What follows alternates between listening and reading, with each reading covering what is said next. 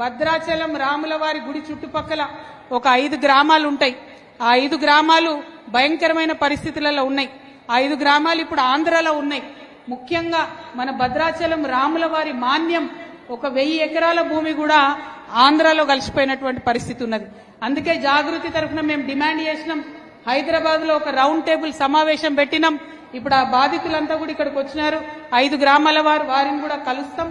మరి అక్కడ round table పెట్టి మేము డిమాండ్ చేసినాం.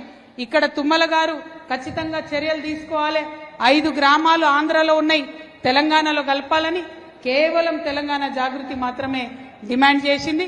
మరి ప్రభుత్వం దిగివచ్చి తుమ్మల నాగేశ్వరరావు గారు కూడా లెటర్ రాయడం జరిగింది, ఆ 5 గ్రామాలను తెలంగాణలో కలపాలని. మరి ఇంత జరుగుతున్నటువంటి సందర్భంలో కూడా నిన్న భద్రాచలం ఈవో రమాదేవి గారు ఆంధ్ర ప్రాంతంలో భూములను చూడడానికి పోతే ఆమె మీద దాడి చేయడం జరిగింది. మన తెలంగాణ ఆడబిడ్డ, ఒక బీసీ బిడ్డ రమాదేవి మీద మరి ఆంధ్రాలో దాడి జరగడాన్ని నేను చాలా తీవ్రంగా ఖండిస్తా ఉన్నాను.